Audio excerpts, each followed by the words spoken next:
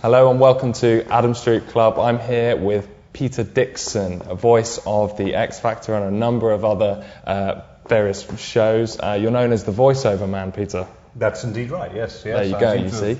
I seem to have, yes, he's right. I seem to have assumed that moniker, yeah. Yeah, and it's something you've always done? I mean, Well, yes, in a way. I've always been interested in using my voice on radio, principally initially. When I was a very young lad, I just left school and I went to university. And during my first month at university, I applied for a job as a part-timer in the BBC, filling in as an announcer late night and early mornings. And to my great surprise, got the job. And then when I graduated, I'd since then been doing I did a 4-year study degree. So after I graduated, I loved it so much that I decided that's what I was going to do for a living. There's my phone's going now. Oh, that's okay. No, I should have turned that off. No, It's very wrong of me. Who's it? Is it Duncan? It's probably somebody. It's probably Duncan saying, "Where's the money?" So after I'd done that, I joined the BBC full time and became an announcer at the BBC. And I've never looked back since. I've done lots of different jobs. I spent 8 years at Radio 2. I did some work at Radio 1 with Steve Wright's show on Radio. He's very insistent. I'm going to put it everywhere. Yes, lots of different jobs, and ultimately ending up as a freelance voice artist, where I provide voiceover services for a whole wide range of clients, corporate and broadcast. And so, I mean, obviously we're a business magazine, so people out there will be thinking, well, why on earth have they got the voice of the voiceover man on? You're obviously a businessman as well, and you have been from an early age. Can you tell us a bit about? Well, I've always been, apart from that very short period of my life, about 7 years, where I was employed on contract by the BBC, I've always been self-employed. And about 8 years ago, I incorporated my business being me, basically. We formed a limited company, and so I had to learn quite quickly how that all worked. And of course, not only do I have to cope day to day with the demands of doing my work, which is using my voice and interpreting scripts, but I also very much run the business side of it. So there's many hats that I wear during the day to do what I do. So it's, marketing comes into it, where all kinds of marketing that we use, from Twitter to Facebook, all the usual social media methods, to other methods, direct marketing, even phoning people up. I mean, marketing encompasses all those things. And then there's the accounting side as well, so business accounting, and it just takes all day. I imagine phoning people up would be a good source of marketing for you. Because that's great fun. Hello! Remember me?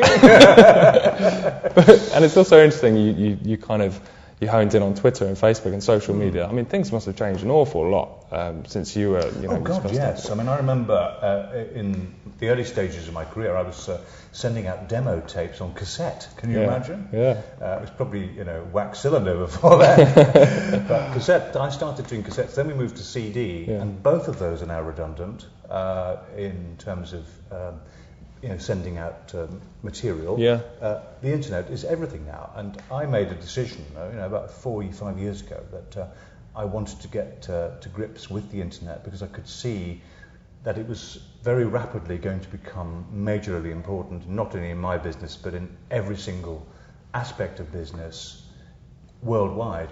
So what the internet I could see was going to do was going to enable small businesses like mine, to compete globally with other businesses around the world with no barriers, and no barriers to entry, because the costs are negligible. In fact, you could probably advertise your business on the internet for nothing, and I've subscribed to several sites where that's possible. But I would certainly recommend every business has their own website. And is that something then you found over the years? Perhaps you've seen people that are frightened of new technology, or do you think that's a big stumbling block? Well, I think it's an age thing, really. I mean, I think anybody who's over the age of 25, possibly 30, is what I call a digital immigrant. and anybody under the age of 25 or 30 is a digital native. And there's a very big difference between those two camps. Digital natives have grown up, like my kids. My oldest boy is 16. He's grown up with computers. You know, he just naturally takes to them. I bought him an Apple Mac, and he just straight away understood exactly how it worked.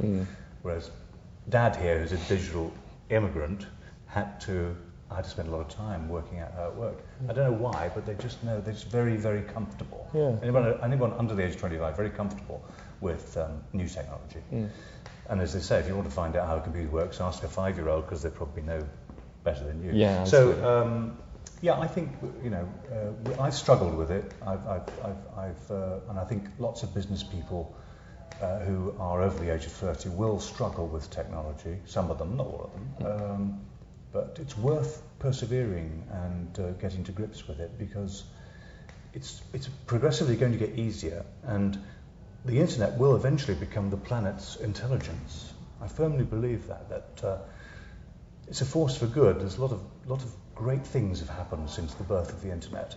Excuse me, and I think it's going to just get bigger and better and faster and more intelligent. And it's going to change the way not only individuals think and behave, but the way governments and countries think and behave, and how we all interact with each other. And in a sense, I mean, this sounds very grandiose, but in a sense, I think the internet could be the salvation of the planet, because it's a great, unbelievably great resource.